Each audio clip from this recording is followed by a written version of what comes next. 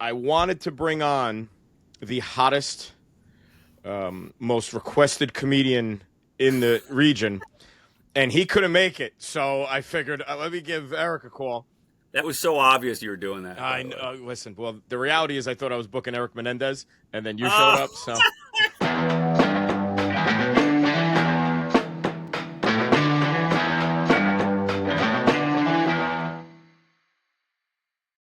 Welcome back to the 1 hour podcast where any good story can be told in under 60 minutes. Bringing on a buddy of mine, very funny guy. He's that good looking guy from the Harry Shave ads.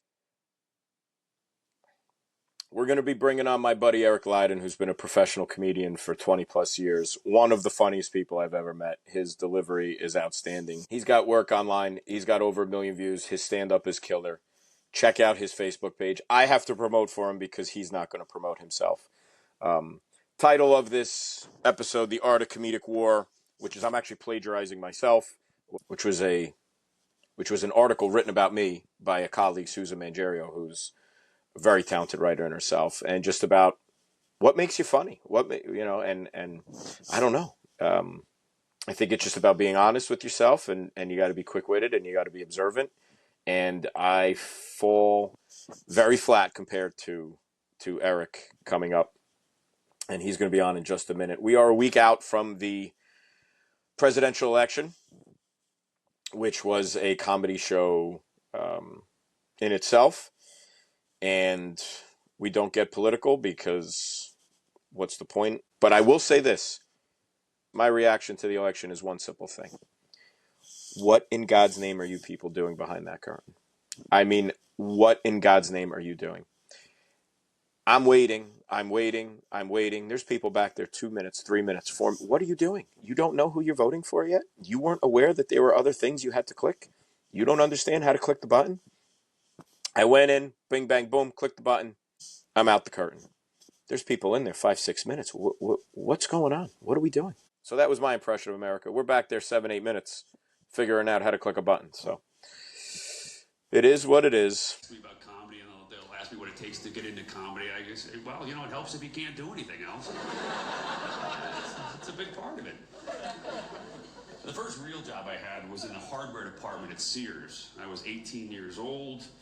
It was my first real job, and our biggest tool was me. I didn't know anything. I had no business selling power tools. I didn't know anything. In fact, I'll give you an example of how bad my product knowledge was. I actually thought Pete Moss was an employee. Apparently, you guys don't know what it is either. I can tell. I found out later, in my defense, that Pete Moss was actually a lawn and garden product, and I was over in hardware. But I still should have known. But it just didn't put 2 and 2 together. And sure enough, a woman walks up to me. I can still picture this woman. This is 30 years ago. And this woman comes and says, "Where can I find Pete Moss?" And I'm like, I think he's off. I haven't heard Pete's name today.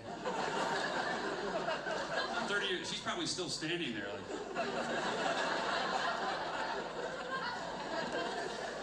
Then I tried being a car salesman for a couple years. That's a good job if you have any self-esteem that you want to get rid of.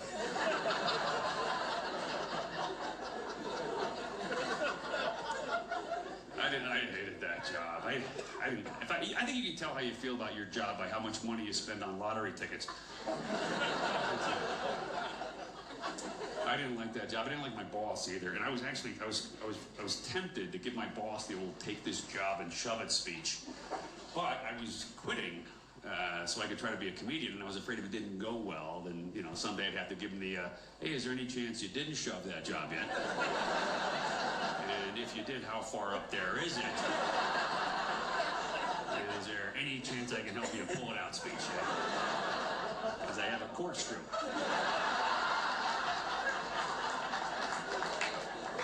So we're back here on the 1 hour podcast with my good buddy Eric Lyden.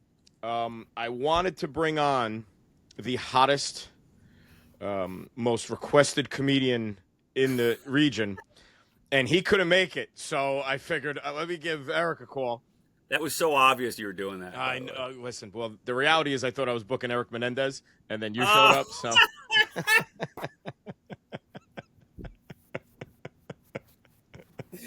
I look back, I hear that, I read I watched the documentary. The Netflix, the one with the actors is a little cheesy, but it just makes me think that I had a different choice with my folks. You were this close, though. You were this close.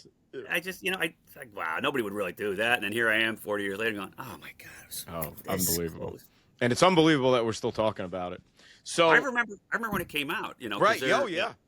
I grew up in Trenton, outside of Trenton in Ewing, New Jersey, and that's right near Princeton. And that was kind of big because he had a connection to Princeton. Lyle did. And then to watch the documentary and think about what those kids went through. I mean, I heard the stories, about how abusive he was, but to hear these guys as grown men our age saying this was going on up until, right to the very end with Eric, I go, geez, I said, those parents got what they deserved. And it could have been much worse or should have been. Totally. Assuming it's all, but anyway. So since we're on this By the way, the topic of comedy.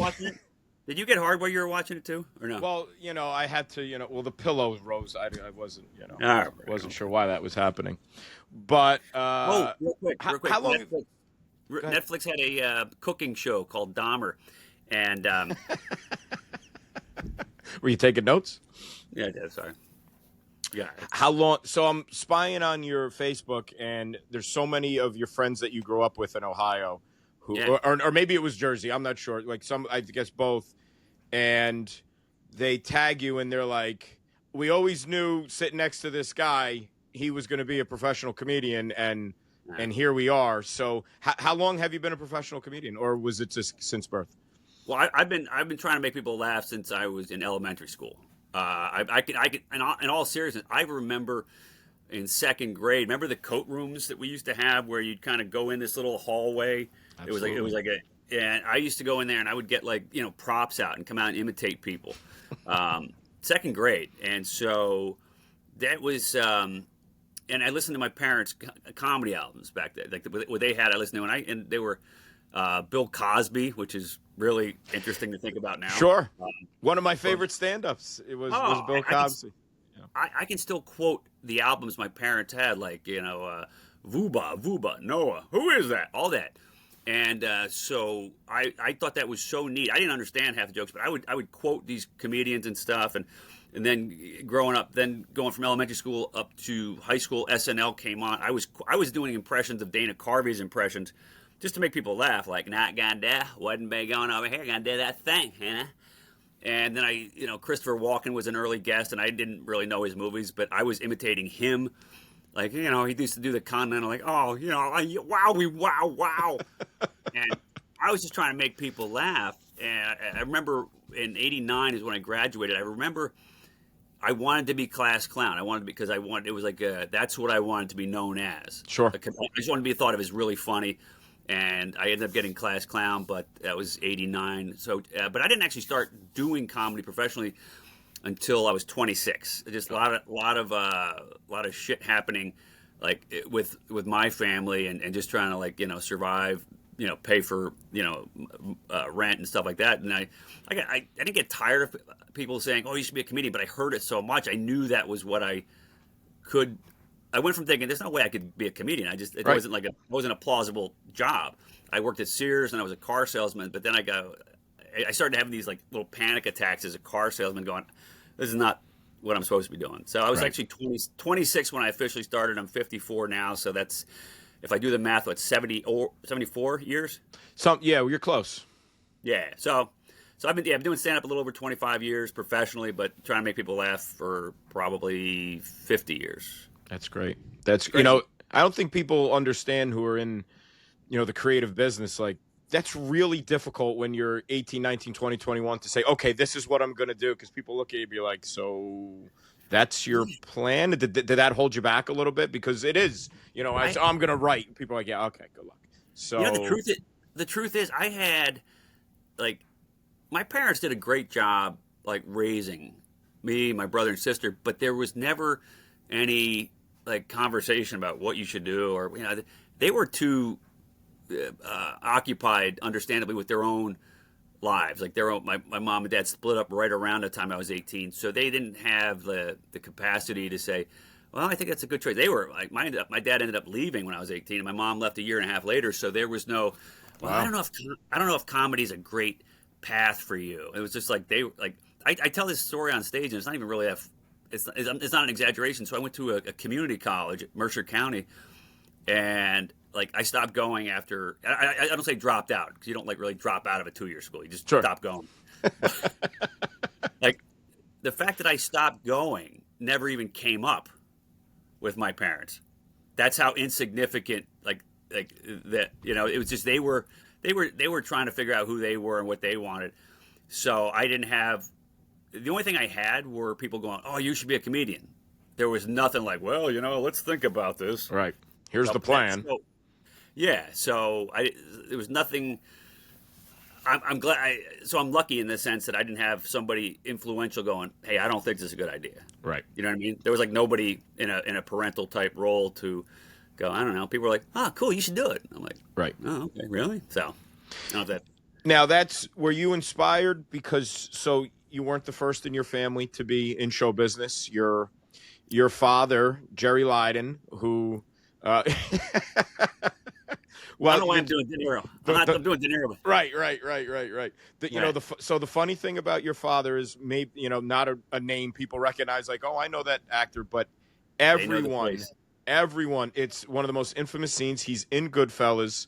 He Yeah. is, I call him the enforcer of the police Oh, department. That's really? the way I label him, as the enforcer. Well, every time people talk about him on, you know, like movie forums, they're like, oh, the rough cop, you know, the vicious looking cop. And That's hilarious. oh, I'll tell you the theories on him, which I ended up, I kind of got involved in one time.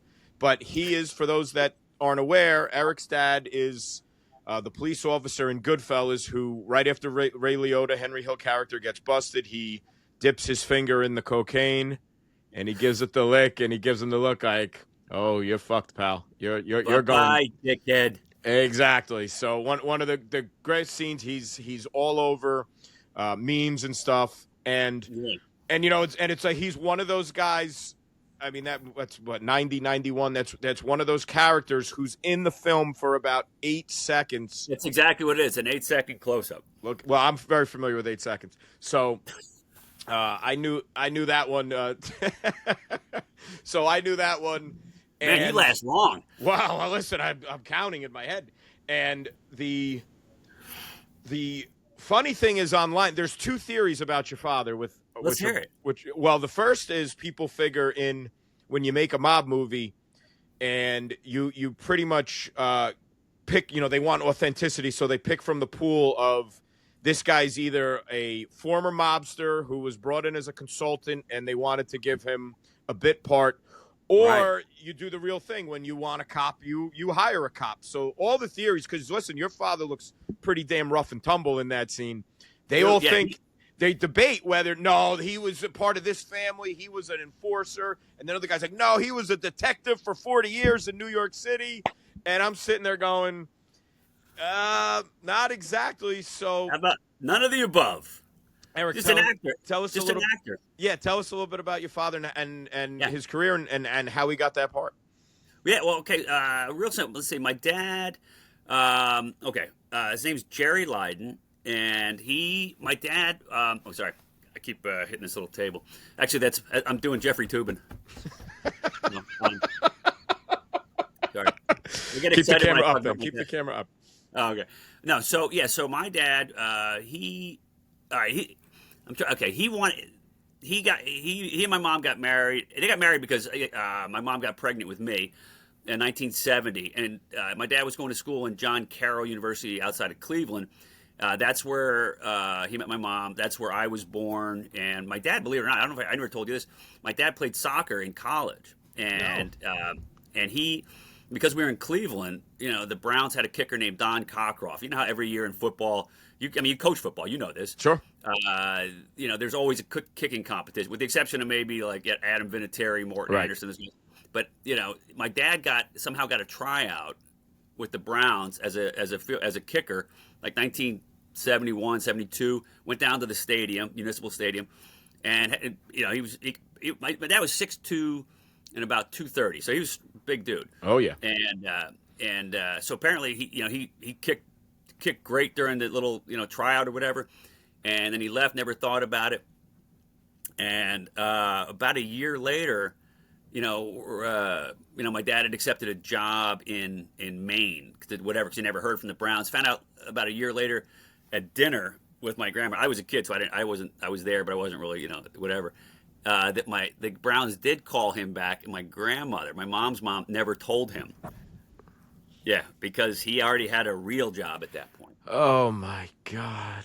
Can you imagine that? And so he got up from the table, walked outside. Can you imagine that? And kind of just buried that. And anyway, his life went on, but he was a disc jockey on radio stations.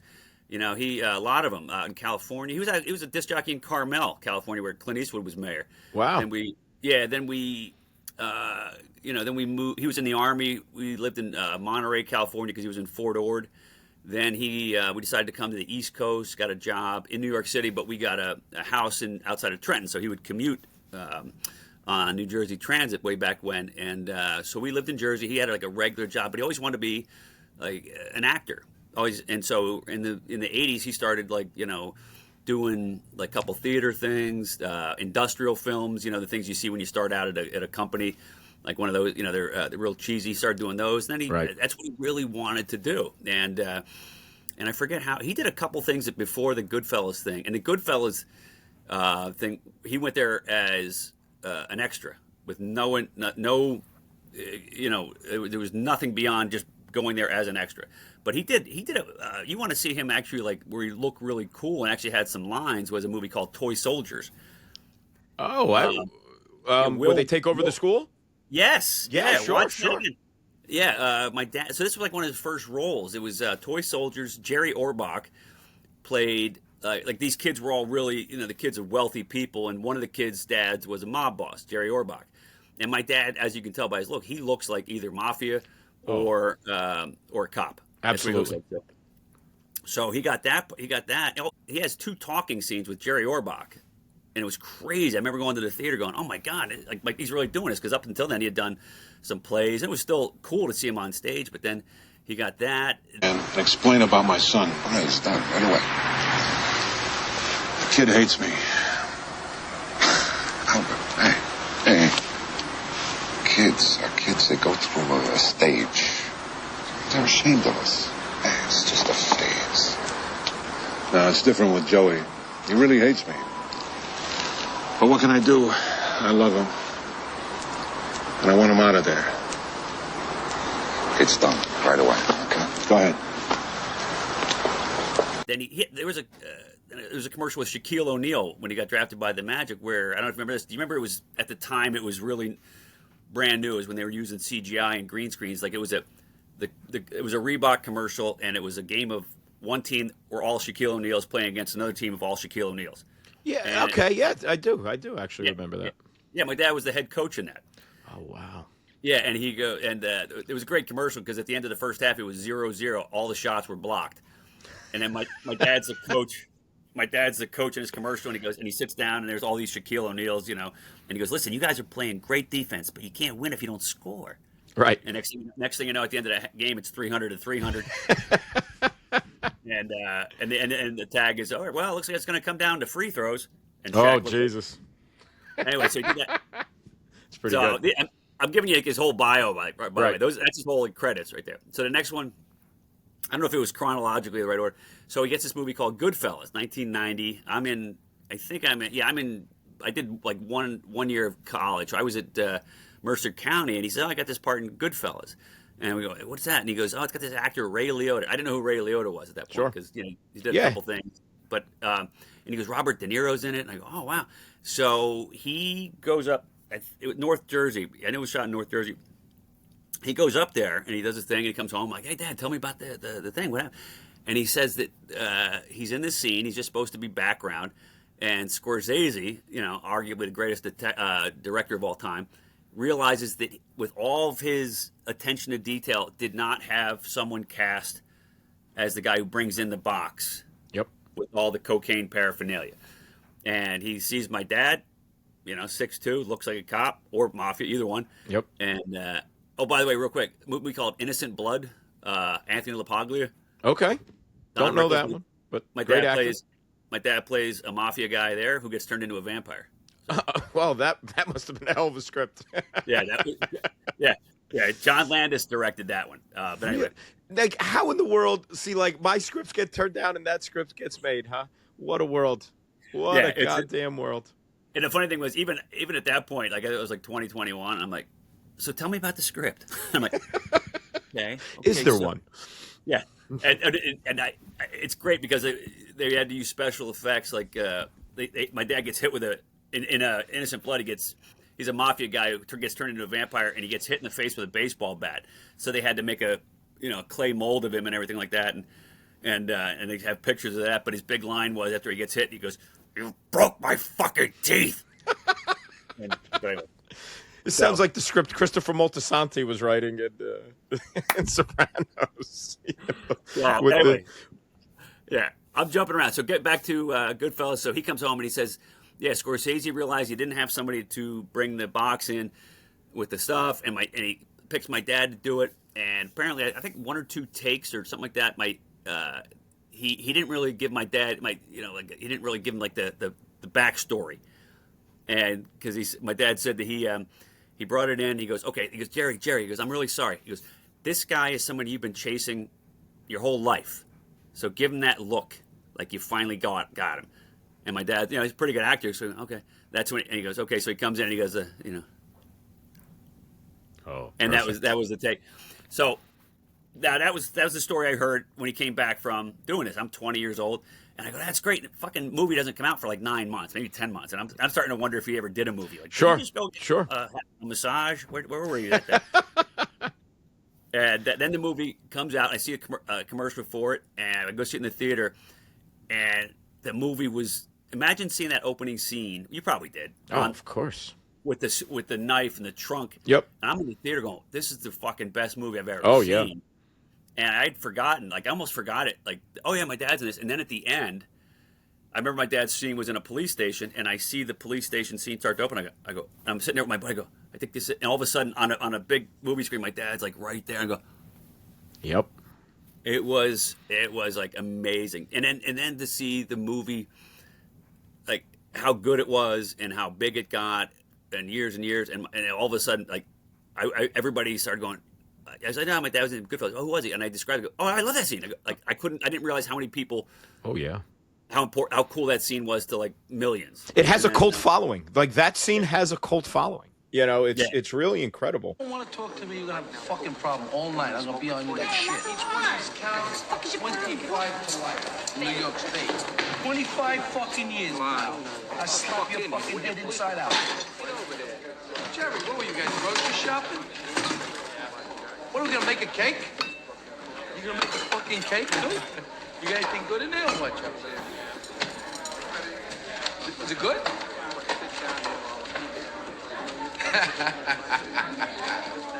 Bye-bye, dickhead. See you in that again, dick. I had an ex-girlfriend who was an extra in a Departed. Yeah.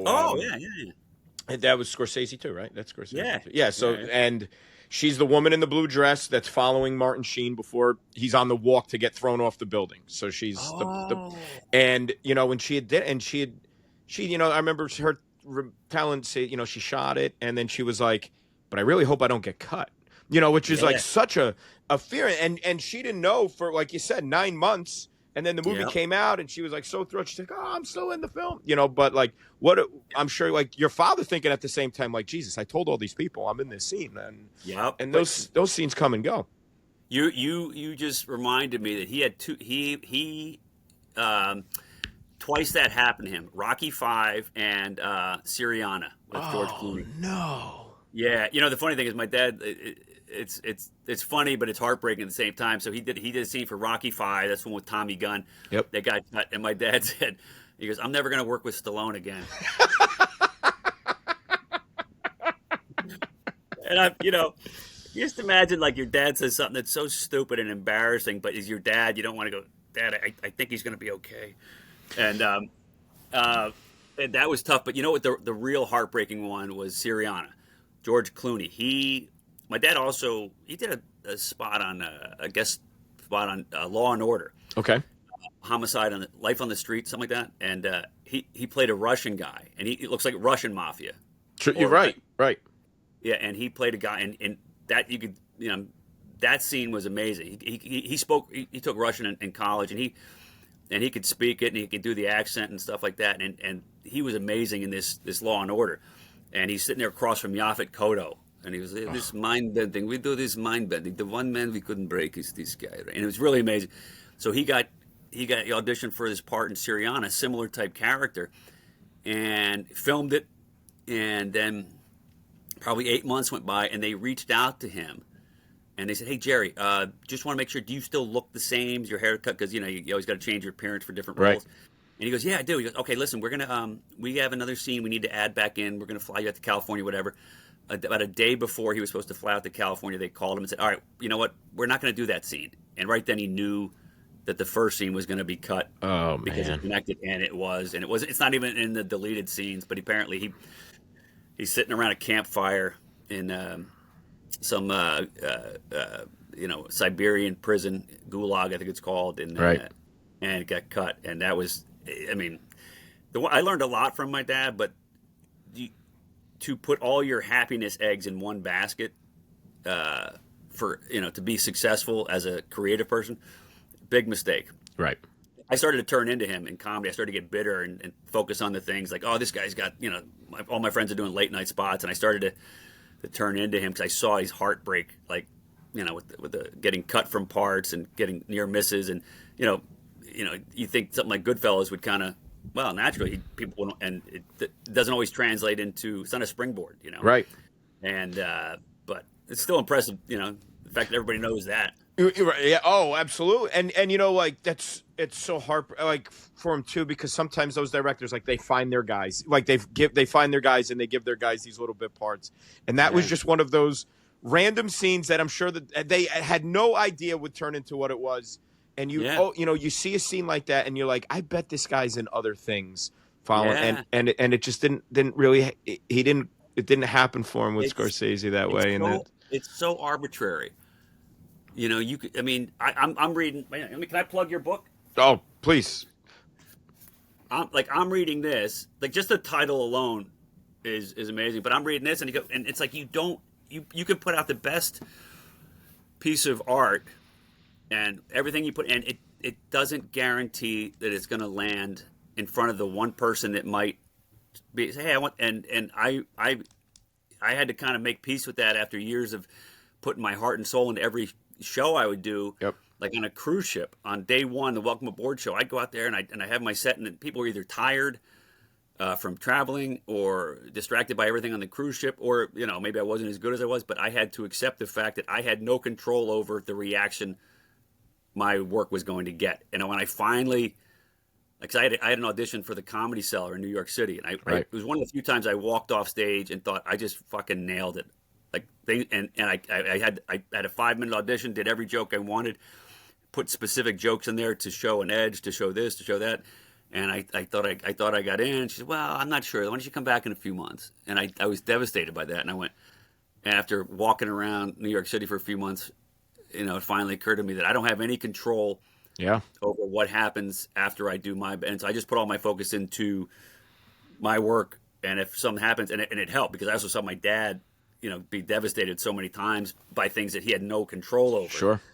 And people don't understand that side of the business. It's really the part of the business you're not prepared for, because you get the training and you put all your mindset into, like, being creative and developing, and you realize then when you sit down in front of an agent, or you sit down in front of a booking agent, and I was not prepared. Now, this is bizarre because I'm a marketing major, I'm a business major, initially, but I'm sitting down with agents and scripts, and instead of talking about the story, they're like, all right, who's going to buy this? And I'm going to tell you, I was just so not prepared for that question. I was just like, I thought we were going to talk, I'm like, I don't know, people who like a great story, people want to read a good book, watch a great movie. Yeah. And they're like, yeah, okay, go home, kid. And that's when I really had to kind of resettle. So, like, my next round of things I'm working on now, I am you know, initially they say like, write for yourself, create for yourself. Well, yourself don't pay the bills. So that is like what you just said is so accurate in the sense that you have two pieces of advice or write for yourself and be yourself, be true to yourself, etc. And you go, but how can you not consider, you know, targeting an audience with having a specific? And I did that with comedy. I started to think, like when the politically correct things started happening in terms of jokes that I thought were funny, like I'd say 10 years ago, roughly. Like a lot of my jokes, like I work clean, and that's why I was able to do the dry bar special and stuff like that. But I also, even my clean stuff has an edge to it. Like sure. This joke about trying to explain racism to my 3 kids who are half Chinese and half white, and the joke, the joke I wrote, which I think is one of my favorite jokes, is that's the way I talk. Is I said that it was just such a painful subject that I kind of gave up after a couple of seconds and said, "All right, listen up, hybrids. You come here, fusion labradoodle combo." You know, I said, "You little white and yellow whippersnappers are half Chinese and half master race. So, you know, hang in there, Twinkies." Sure. And what I mean, you know, like what a time to be a comedian. Like how difficult right now. Like, I mean, well, in the 70s, in the 80s, you could be right. I mean, think about, you know, what Steve Martin was writing. Think about what Dice was writing. You know, and now are you second guessing like every joke you're writing and you're telling? Well, going back to what you were saying, that started to enter my mind. I go, okay, I got a wife and 3 kids to take care of. If this is what I think is funny. This is like, jokes aren't all have that kind of like, but like, you know, when you're a writer and you're creative, we're both writers essentially. Sure. Yours goes on the paper, mine goes into a microphone, but that you write what comes through, and to say, okay, this is what I like, this is what I'm passionate about. I don't know if it'll sell. I was going through that, and I started to wonder, okay, can I write like a corporate friendly set? And I tried to write stuff about my workplace and, you know, stuff that sounded borderline motivational, and then, you know, this process was going on for, you know, several years, you know, starting about maybe 10, 15 years ago, because I wanted to make more money. Right. In corporate setting, you can do that. And at the end, and where I'm at now is, I came out, I go, this is what I think is funny. This is my style. And what I found myself doing on stage was explaining to people that this is what I'm talking. This is the reason I'm talking the way I do. But it was a process of ruminating and going, can I change who I am? Can I adapt and not look at it as a negative? Maybe it's time to evolve, you know? Sure. Like coal miners, people feel bad for them, but you know what? If you don't see the writing on the wall, and I thought maybe I could do that, but it was what I came out with was, I'm going to write what I think is funny, and I will let audiences know that I know that this might sound alarming. Right. And then I found myself finding good material. I said that I started to close my show by mentioning that, in case anybody's alarmed by the words I use and the way I talk, that, you know, this is what's cathartic to me, and it's what's helped me get through my own problems, this sense of humor. And I said, that's why if I were a therapist, I would be the same guy. Sure. And I said something like, my wife left me. Well, what's her number?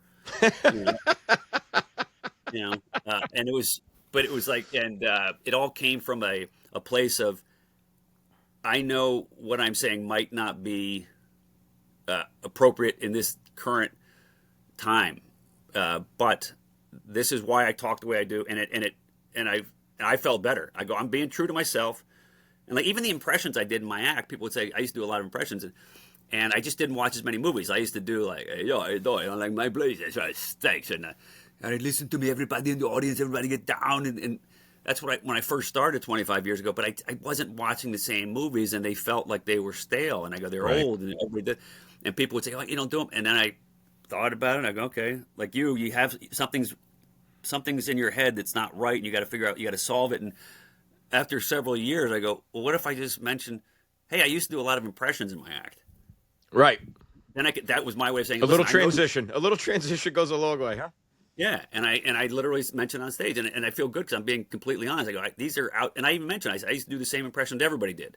Right. And I say it on stage, and then I would do a bit like, you know, I used to do, and I'd say, one of my closing bits when I started was Stallone, Schwarzenegger, Reverend Jim from Taxi, and Nicholson 4 most overdone impressions ever. Having breakfast, all right, listen, I want my eggs, I want them all sunny side down.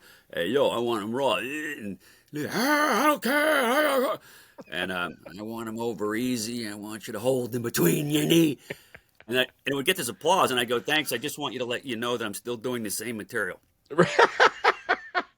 Because I could not go up on stage and say, hey, I got this bit, but I go, because it was old. Sure. And I hadn't added new impressions, but it was like that. It was the end process of me wrestling with, we're in a different time. I'm aware of that. I want the audience to know that I'm aware of that. And if you guys don't like it, that's fine. And if my style has come and gone, then I'm okay with that too. Right. Because I couldn't really change what I mean, I can write for other people, but when you start thinking about like, well, there's this audience that could pay the bills versus this is who I am. That's tough, man. I don't know how to navigate that. It's really tough. And then, you find yourself doing, well, you go to some shows and you're going to be in a bar and you could be a little more reckless. And then, the time you're doing your senior citizen thing, you were doing, and you say, okay, we have to. Yeah. So, a long time ago, I guess, 2000, I'm in college. My fraternity is hosting a comedy show, so we paid these comedians. A fraternity brother of ours was a talent agent. So 2 guys who, ended up having some success. One guy was DC Benny. He was he's super nice guy. I met him several times. In fact, I worked. He stopped by and did a set at McGuire's out in Bohemia. It's one of the governor's brokerage that about a year and a half ago he stopped in to do a set. He's super nice guy. Such a cool dude. So he was actually it was him and Judah Friedlander actually. The Mums guy from Meet the Parents. And this is no one knows who these guys are. I mean, and so they just come into our fraternity house and they're like, hey, you got a beer? So we're just bullshitting with them for a bit before their set. And it was early. They were going on like 7:30. And I'm like, so what are you guys doing after? Like, we're going to have a party. You want to stay for party? And they're like, no, man, like, we got to hump it back to the city. He's like, I got a gig at 8:45. I got a gig at 9:45. I got a gig at 11:15. They were just saying, we just pop in any place that will take us. Yep. And he's like, it's like our training in a sense. It's like, like we're going to go to a place and sometimes it's going to hit and sometimes it's not. And I redefine my delivery. I redefine my stuff there. Like how difficult is that life? Just that's a great word. That's a great way to put it. You have to redefine your delivery in certain settings. And that's a great way to put it. It's exactly what it is. Cause you can write material and I think you're like me. The fact that you wrote a book, you know that this is a line and it has to go with these words in this order. Oh yeah. And I'm the same way with jokes. But you take that, it might work in a comedy club like the brokerage, and then you go, let's say you're working like at a corporate gig where people are sitting there and they've just eaten, and you're 3 hours in and you say the exact same wording and they're like, huh? That messes with your head. And as I kept doing it, I realized that just because I delivered it this way, and in a comedy club, which is exactly the way I wrote it, you start to. It's like, think of it like in a football analogy. You call an audible. Right. You're out there. You're looking. Okay, I can't use the same pacing. I have to use more of a setup. Whereas in a comedy club, it's like my style is very kind of almost staccato, like. But you take that to a bar or a frat house. In your case, like to do the exact same style. It's like you got no. That's not. It's like you like it's like playing country music at a in a synagogue. Sure. In Maine. Like, just doesn't fit. Yeah, and I'm sure there's times where you've hit it out of the park, and there's other times when you're up there saying, "Oh shit, I'm in trouble." Oh my god, it's work. I did a show and it was actually surprisingly good. About 4 or 5 years ago, I got this show on Gig Masters where you can just bid for jobs and it was in Sea Caucus. Yeah, I'm laying in the middle of fucking weeds. And it was in an Indian restaurant. And it was at noon, which, like, first of all, any show during the day, comedy show was like, what? And it was at an Indian restaurant for a company. And it was on the 3rd floor of this place. Like, they had the 3rd floor rented out. And then there was a buffet. There's about 50 people, all Indian. I'm obviously not Indian. But they liked my comedy from the video that was on my site. And there was no microphone. And so at 12 o'clock on a Saturday, I'm standing in front of a buffet. I want to fucking leave. I swear. And I've been doing comedy 20 years at this point. More. And I went, okay. And I went, and I because I had done it that long, and I had had so many awful shows, that it's like, once you hit the bottom, it's like, it's hard to go beneath that. And I've hit that so many times where I go, I have one of two choices. I can either stay here, you know, go the exact opposite, like slide into the crazy, and change, like forget anything I had in mind, Right. and just fucking. And I was able to do that. And like 12 o'clock, no microphone. I'm standing in front of fucking Eggs Vindaloo. And it ended up being great because I talked to him very conversationally. I didn't try to be like the comedian who was in the club or the comedian who was working at a strip bar. I went, Right. And it was just grace of God that, like DC and Judah said, it's great. You redefine the way you deliver it. Yep. And that's what I did. And that's so that show, when I get down every once in a while, I'll go, wait, if I performed in a restaurant in front of, and they were tech people, IT people. I'm not. Sure. You barely turn on a computer. Took you an hour and a half to jump on the podcast. You know, I did get free tech support for like a year. I did that. So let's talk about the Dry Bar Comedy Special, which was a hour-long special about that you. Wow, I did like 35 minutes. They're very 3 comedians we do 2 shows, and 3 comedians, we do 30 sets, and I think they ended up editing it down to about 30 or something like that. But it's basically 30-minute set, which is what you do in a comedy club if you're the middle act. It's always like 15 for opener, 30 for middle, and then headliner usually does 45. And that's the clips that has about 1 million views, right? Yeah, I couldn't believe it. I don't promote anything. As you can, I finally had to take the calendar page off my site about a month ago because like the last date, the upcoming show was like 2 years ago. I'm like, oh Jesus. When people ask how my writing career and your comedy career is, as well, I bump into Eric every 2 weeks at Home Depot, so that's as well as it's going, I guess. But no, we're not promoters. And I think it's our age. Like, we're just not used to doing these things that come so easy to the younger gen. But a lot of that special that you wrote, I mean, that's not fiction. Like, you're just, that's just your life experience, you know, right? Yeah, and that goes back to something that Chris Mazzilli, he owns the Gotham Comedy Club and Levity Live, and he's great, great owner. He's a comic too. The best advice. A couple pieces. I've got a lot of great advice. One of the best pieces was the only subject no one's ever talked about is you. And that way, because if you start to think, well, I can't talk about this, everybody else has talked about it. Well, talk about yourself. So that's what I eventually did. You know, and most of the experience, there's either verbatim something that happened, like that we were talking about the Pete Moss joke. I was working at Sears. I was about 18 or 19. This lady asked me if where she could find Pete Moss. And I had never heard of Pete Moss, like the product, and I didn't. I looked at her and I said, "Well, do you know what department he works in?" I was completely serious, and the look on her face didn't even clue me in. She went, and then I forget when I actually found out what it was. She's thinking, "Oh, I guess those kids that really need help, Sears hires them too, huh?" Yeah, when I started telling that story on stage, I started saying, that woman, even though that Sears closed like 15 years ago, she's probably still there in shock. Oh, my God. Here's a story. I never told you this. That's like, I've had so many moments like that. So when I took that year of college in Mercer County, I was a theater major. Now, meanwhile, my dad had started acting and doing stuff. So you think I have a general sense of, performing. Sure. I've seen my dad in plays. So first assignment, 1990, first semester at Mercer County was go see the play that's being put on at the college right there. It was called Kiss Me Kate. Just go to watch the play and write a review as if you're a critic. So we'll talk about it in class.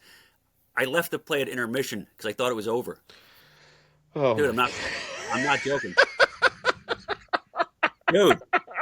And you said, damn, they didn't wrap up anything. Well, that was what it was. Now, in my only defense, I was hung up on this lady who worked at Sears, and I was thinking about her. And But she was so I go to the she was dating Pete Moss, so yeah. So, but that was on my mind. I just wanted to get out of there as quickly as I could, and so I watched the first act, and it ended with this big number where the guy goes, "Oh, kiss him, Kate." Curtain came down. I'm like, that was a lot fucking easier than I thought. right. The fact that the story hadn't wrapped up, I wasn't following the story. My mind was elsewhere. But I'm like, oh, that was quick. Fuck, I thought it was gonna be a lot longer than that. So I go out in the parking lot, and meanwhile, there's nobody following me. Right. I'm like first one out, like Clark Griswold. And so I leave, right? And that was like a Friday night or Saturday night. Like the following Monday or Tuesday in acting class, the class is talking about, what happened and this and that. And they start talking about the end of the play, which I missed, about how the woman was going to leave the guy and she called a taxi and that was going to be it. And then they decide to stay together and she tells the taxi driver to go on without her. And I'm looking like, what the? I'm like, what? And finally I raise my hand. I go, I'm sorry. I said, I don't remember the part with the taxi. I go, and this for about 5 minutes, the teacher and the other kids and the student are trying. And I go, finally the teacher goes, Eric, did you stay for Act 2? So that Pete Moss.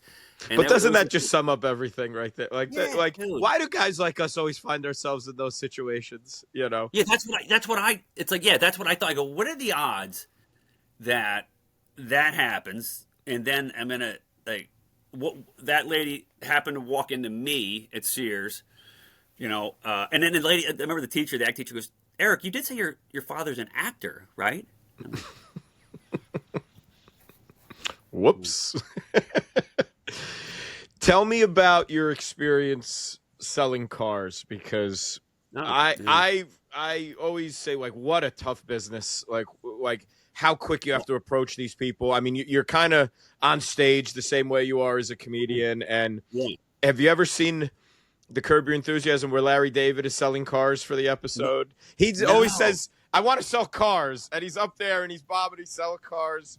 And Richard Lewis comes by to stop and see him. He's like, who do you think you are, fucking Willie Loman? He's like, what are you doing over here? How long did you do it, and what was some of your I won't say fond, or what were some of your memories? I hated it, but I'll tell you. Yeah, so I was working at Sears from the time I was 18 to about 22. Everybody was all my friends were getting promoted, 'cause they were like, like normal people, you know. And like my friend got, was a manager of lawn and garden or something like that. Everybody's moving up, and I just wasn't making any money. I wasn't getting promoted. I was trying to make people laugh all the time. And I said, you know what? I'm just not making any money. It's time for me to go. And I looked in the paper, and I knew I could be a salesman, like car sales. I can probably make more money that way. So I interviewed for one place, and it was funny. I went to the interview I was dressed like I was going out to a club, like a little skinny tie.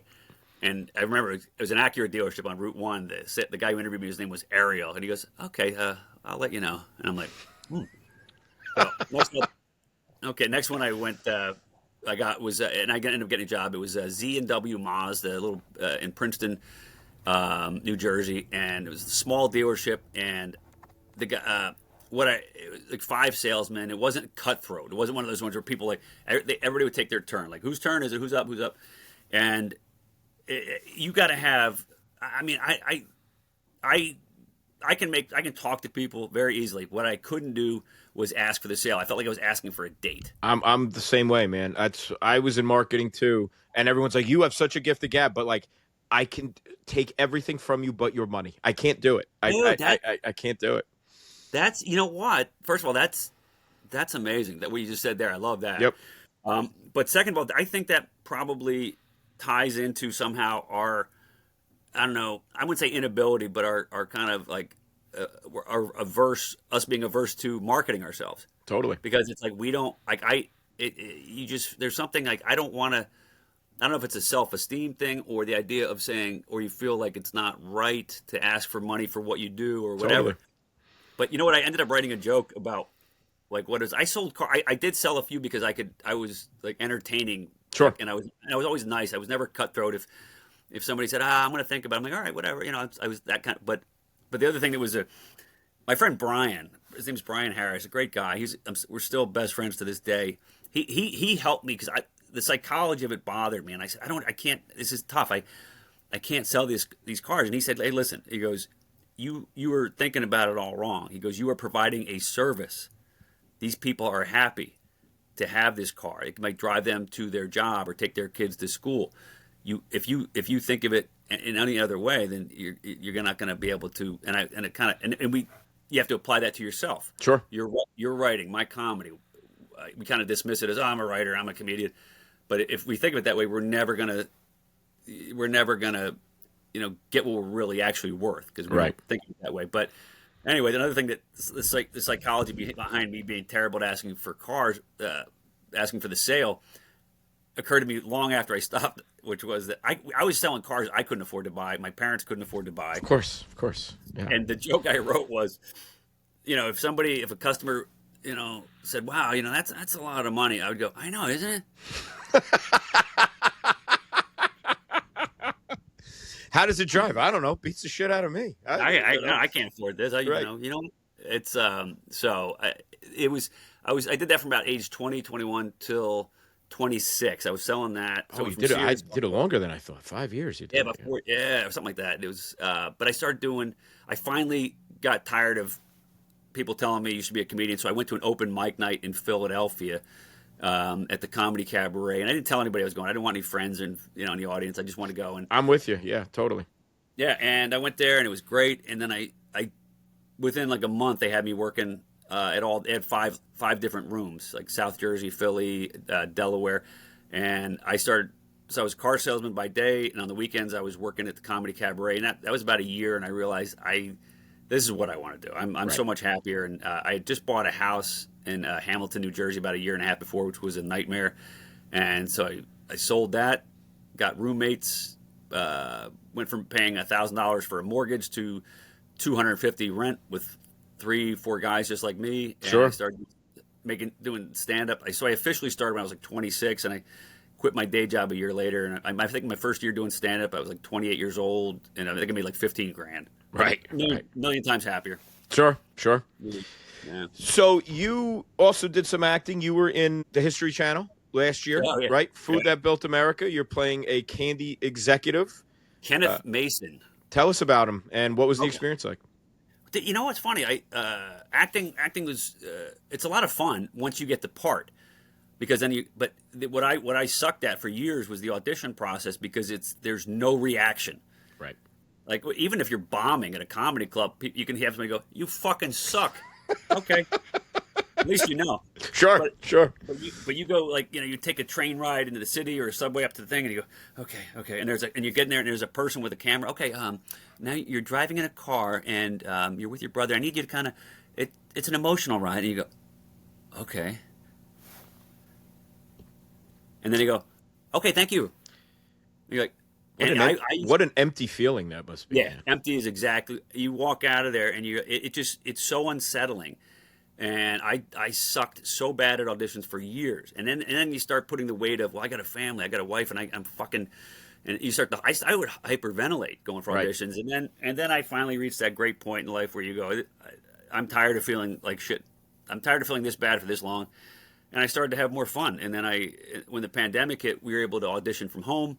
Right. So I didn't have an hour-long train ride to think about what's at stake. Sure. I'm in the basement now, and I kind of set up a little studio, got a couple box lights, and I started auditioning for things. And I started booking stuff, and the History Channel one was fun because I thought, oh, this is fun, and this is the guy who funded the movie Willy Wonka and the Chocolate Factory, and I looked at that, this is fun, and the auditions were, you have to have in the audition that I set up here, it was I set up a little table, and I had to look at an everlasting gobstopper like this for about 10 seconds. And you got to take one home, right? Oh, dude, yeah. I think I have it somewhere around here. That was the one thing I wanted, because it looked like the everlasting gobstopper in the movie. Oh, yeah. And I remember opening up the actual candy going, what the fuck is this? Right, yeah. Where's the colorful star? Absolutely. And that was cool. I booked that a couple years ago. It was shot in Newark. I think I made $400 for half a day's work, and I was thrilled. Yeah, absolutely. Oh, my God. Yeah. Same thing with the Harry's Razor commercial. I auditioned for that. I got an audition, shaving commercial, non-union, $1,000. One day I'm like, I'll do it for, I'll audition for $50. Sure. And so I'm sitting here like about a few feet away from where I'm sitting now, and I had to pull the green screen down. I got this audition. I see the words, And our son Levon, who's he's 6 now, so he's 5. He's like, Daddy, I want to play. I go, okay. I said, we'll play, but I said, first you got to be my director. And he's like, what? And I go, I have to do an audition. I said, I need you to sit over here, actually where I'm sitting now. I said, I'm going to put shaving cream on my face, and I'm going to talk to the camera. And I said, when I point to you, just say action. And so I went upstairs, put the shaving cream on. I had the lines, and I set up the phone, and I said, and Levon goes, action. And he said it like that, and I started laughing a little bit. I go, I've been shaving for 20 years, and I was kind of laughing through the thing. I had a smile on my face for the audition, and 2 days later, they go, yeah, they want you. I go, what? Because I cared, but I didn't care. Sure, I was having fun. I was at home. My son was there, and I tell everybody, try to I said, how someday you're going to look back and think, wow, I can't believe I got nervous. I said, try to get there now. Right. And so that's what I tell people. Get to the point. Fast forward that if you can. And so I started booking things like that. I did a couple other commercials, and I don't live and die with every audition. Sure. Because, actually, one of the best jokes. I don't do a lot of autobiographical material with about my family or anything, but one of the jokes I do about my dad that is appropriate about being an actor. And it's just you can't. My dad got so bitter. He would watch TV and commercials, and instead of focusing on the work he did, right? I could have had that. And so I said, if you look up the word bitter in the dictionary, there's a picture of a guy, and my dad is pissed off at that guy because he thinks he should be in the picture. So I was starting to become like that, and I go, I got way too much to be happy about to focus on the shit I have no control over. And there's definitely time. I mean, there's times 6 months, probably in my, I'm 44. There's definitely times for a year or two. Like I've written nothing, didn't write a word because you're just like, I got to walk away from everything. And you need something to like refresh you all of a sudden. Like, I'm back in, Yeah. Yeah. And then you're exactly right. And there'll be times when, even when you figure it out and you have some peace of mind that a year from now you might go through something similar and you'll forget, some of the things that got you through this one. And if you're lucky, you'll remember, okay, this will pass. Let me just work through it. And there's times when you just got to go, fuck, I don't have it right now. Totally. And those are good days when you can recognize that. So how ironic, we're bringing a comedian on the podcast a week after the presidential election, which, I at this point, I'm not red. I'm not blue. I'm just a regular person who has moderate mind sense from left to right. And I feel one way about one things, one way about the other things. And, I kind of pity the people that are just so locked into one way, but whatever you feel about Trump, does this man not, I mean, does he have comedic training? I mean, his delivery on these, like, do you think that's him? Do you think he was trained? Are you seeing techniques? I mean, because this is a comedy, and now on both sides, like, when has this is now, we're watching not necessarily the news. You remember not necessarily the news from, 83, 84? I mean, now we're living it. We're living it. Stuart Pankin and stuff. We're living it. I'm just like you. I'm registered as an independent, even though 90% of the time I'll vote Democrat, just because it's about values and like just personality and stuff like that. That's where I'm at. But when Trump came on the scene in 2016, I go, if it were a movie, I'd be laughing hysterically because you don't talk like that. Totally. Like some of my favorite lines in movies are things that are so fucking inappropriate. Yep. You laugh because, okay, it's a movie. And he came out and I go, the first thing he said that resonated with me in a bad way was, I won't respect the results unless I win. I went, oh my God, who talks like that? And then I go, and it was the complaining, the nastiness, the name calling. I go, that reminds me of me when I'm at my worst. Right. As a human being. But not saying I won't accept it unless I win. Like, a comedian wrote that, right? Like that's a comedian line, right? Like you laugh about, like, that's pretty funny.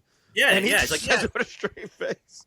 And somebody said to me, he goes, "You're a comedian, you must like this guy." I go, I said I would if it were a movie. I go, so I thought it was I thought the whole thing was comedic. Yep. And then I found out, like, the people I know are voting. I go as a person, you think? I mean, forget about policy. I don't, I can hear a solid argument on either side, and I like that when I can't listen to an echo chamber where I'm hearing that. I like hearing something new, and I go, I thought there's no way, and then man, I was wrong. And then the behavior got more serious, and as with my wife being Chinese during the pandemic, he's blaming China. People who look like my wife are getting attacked and yelled at. And I go, this is like I didn't write or say anything remotely funny for a couple years. Right. I was so angry that this guy who would be funny in a movie was like affecting me and affecting how every time Carrie went out to the store or they took the kids, and I go, is somebody going to yell something at her or worse? And as a comedian, luckily I started to think like in a comedic way. I go, if Kamala Harris had talked about maybe Tiger Woods' cock, maybe next time around, you never know. Yeah, maybe she could have got those people in the Midwest who want to hear about big dicks. But then again, he's half Asian, so maybe that's why she didn't. I don't know. Right. That's grand. I just thought of that. But anyway. Yep. So yeah, I mean, it's like I said, if it were a movie, it'd be funny. Have you spilled any politics on stage, or? Nah, it's not worth it. Yeah, right. It's not worth it, right? No, because I've heard a friend of mine. His name is Jim David. He's a fucking brilliant comedian. He's got one of the funniest jokes I ever heard. I love to quote other people's jokes because I wish I had written them. But Jim is gay, and he's been with the same guy for like 30 years now at least. But anyway, and he had this joke. I saw him on Comedy Central first before I worked with him. His half-hour special is one of the best I've ever seen. It's right up there with Dave Attell, whose special was incredible. Jim does his bit on the stage. He's like, his parents are from North Carolina, and he says his dad's asking about him and his partner, and he goes, "So what is it that the two of you do?" And Jim goes, "Well, all that stuff you want Mom to do to you, but she won't. No, that's what we do."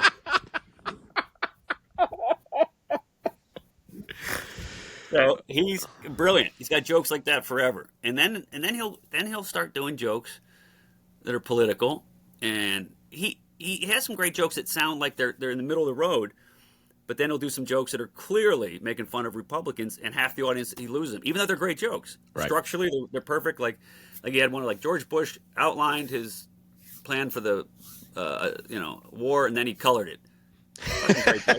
Great joke. It's a great joke. But people are so sensitive to when it comes to their party.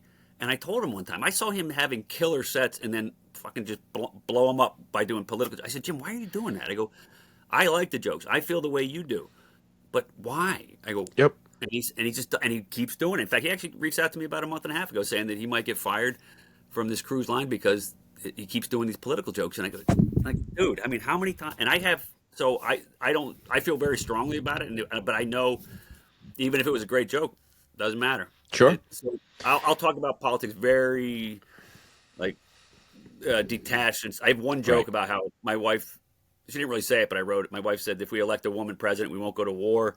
And I go, we'll still go to war. It's just the other country will have no idea what we did wrong or what it did wrong. That's as political as I'll get. Yeah.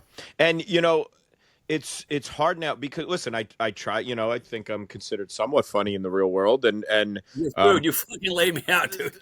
But like professionally, I've never really done, I actually was interviewed a while about like how to be funny, and I said, I actually tend to write more, sometimes, you're Bruce Wayne by day and Batman at night, when you're joking around all day, when you work, you're professional. But I there's so many ideas I jot down and saying, God damn, if this was the late 90s, early 2000s, like what a winner. Because, in your 40s, to me, comedy works when you're a strange man in a strange land. And, when you're in your 40s and you try to do things you did when you were in your 20s, like that's funny, so like that's funny, to me, when me and my friends, we were graduated high school, we went to Cancun.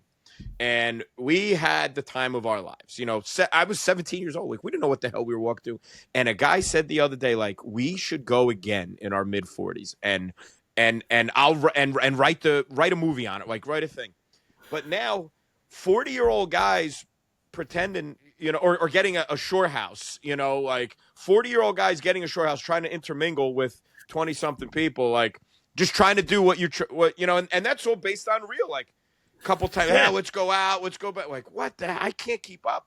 But That's not everybody finds that funny anymore. Now you're a bunch of 40-year-old guys hanging around, 20-year-old. That's not funny. And I cross it out, and I say, Jesus Christ, like that's not funny. That's hysterical. But you're a writer. But I'll guarantee you could write a story like that. Oh, I can write it, but now, unlike ever, and you're the same way. Like you listen. Sometimes you're wrong.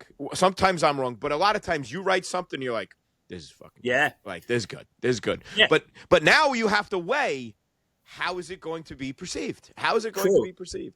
But that's when I would say do it. Because and find a way to acknowledge. Remember, anachronistic. Right. Hey, this might. I wrote big words for our audience. Yeah, I said I wrote I in my laptop. I'll have all these different categories: marriage, kids, whatever. And I have a document called jokes I used to be able to do. Right. And a couple times I've said, okay, listen, I'd like to do a few jokes that would have been really funny when I started in '96, but I can't really do them now. I got a question for you. You're a writer. Have you? I got I heard Adam Duritz, the guy from County Crows, mention this in an interview, and I wrote it down. He said that when he's writing, he remembers what Ernest Hemingway said on writing: one true sentence. Do you do that? If you write one true sentence, and that is your gateway into whatever it is. I think the worst mistake writers make is you try to analyze every sentence, and that doesn't happen until phase 2. Like, you don't come back and get to really edit and analyze your work. So I just write, and some of it is junk, some of it's not. And you kind of fix it up a little bit. But when you do hit that one, I guess it's one way to say it, you hit that one line where you deliver, now you can build off of it. This line's your franchise player, so to speak. You can build off of it. And what's that great book? We talked about the book, the Art of War of Art. Yeah, that guy Stephen Pressfield. That's a great book, and I got to reread it because a guy calls out everything you say to yourself or everything you think to yourself that makes you put the pen or pencil or laptop down, and you just got to keep going through it. Because I was stuck, and I go, okay, don't try to be funny. Don't try to be funny. That's the other thing. Don't try to be a great writer. Don't try to be when you're just write. Yeah. Eric, where can my audience find you? Nowhere. Fucking Home Depot. Yeah, no shit. The Forest Blacktop at about 3:00. Yeah, see you there. There. In all seriousness, I just do. My next show is at Woodloch Pines. It's a resort. I'm working there tomorrow, but I don't really. I haven't worked at a regular comedy club like the Brokerage or Governors in a couple of years because I like being home with the wife and kids, and so the shows I do now they're just like one-nighter corporate gigs or at Woodloch Pines. So my next show, and I don't even have a calendar page on my website, and that'll. So you're really killing it. I obviously you can see that I have a big audience. There's my laundry that I'm going to fold. I don't know if you can see that. Yep. I'm not doing any clubs or theaters where I would invite people, but there's a part of me that thinks that I'm getting closer to the point where the kids are all in school now. I have 8 hours a day, which I didn't have up until last year, and then I'd like to have shows I can invite people to. I don't think you've ever seen me on stage, have you? No. No, yeah. I watched your special. I watched the dry bar, which was a pisser. But you have a Facebook page. Yeah, right. You have a Facebook page where everybody can keep up with what you're doing. Yeah, if I'm going to do a show that people can make it to, I'll definitely post it. And hopefully, if I do start, putting out social media and doing shows that people come to, I'll let you know because you can let people know on the podcast. But love doing a podcast with you and all that good stuff. Love it. And are you trying to write a script? Are you trying to write a movie? Are you trying to write another stand-up? Or no, you just No, actually, no. It's funny. You just mentioned I am. Just have the same motivation you had when you were 18, when they're like, you fucking didn't want to go. Yeah, actually, Eric's been in college for 28 years? How's that going? Yeah, exactly. No, it's funny you mention that because there's a really sweet, awesome woman who works at Dry Bar Comedy, and I reached out to her recently because I did that special right before the pandemic hit, and I was really proud of it, which was I don't always say that, but and the views started 1 million views all by them. I didn't promote anything, and right. And I reached out to her a couple times, and she got back to me 2 weeks ago. I said, I'd love to do another special. I go, I got more than enough material. And she got back to me. She goes, okay, just get me 20 minutes on tape, and we're booking for February and March. So hopefully I'll have another Dry Bar special in the next 6 months. That's great. That's great, man. Dude, thanks for coming on. Always a blast hanging with you and blowing each other's minds. The first day I met you, I said, "Oh, this guy has something," because your delivery is just so crisp. Like, and you really set it up. I was like, he's not just a funny guy. He actually has the art. He actually knows what he's doing, and that's very impressive. That's very. Well, I appreciate it. I think. Well, I not to just every podcast starts with the guys complimenting each other back and forth. But I felt the same way. You and I were just, kindred sense of humor on the blacktop. You're like you got.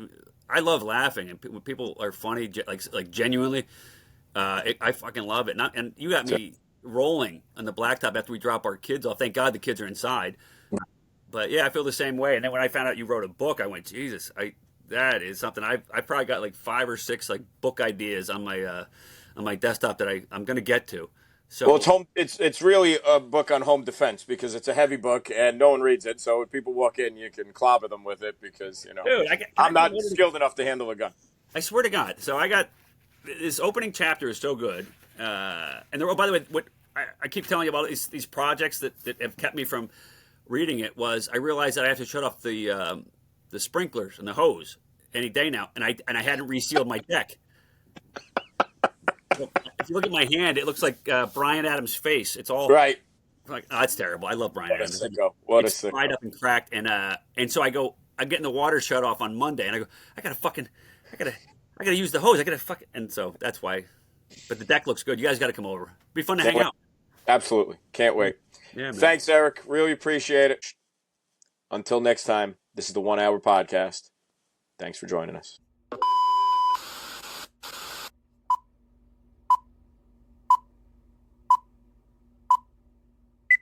Well, listen, you're better looking than I am, so bringing you on is probably not the best of my career, but.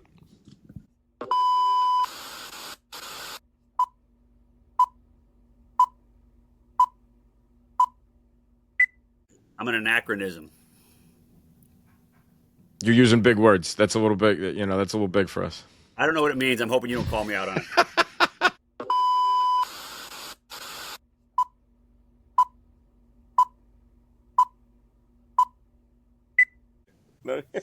That's a great way to end this. That's exactly how we're ending it. Let's do it again. Ready?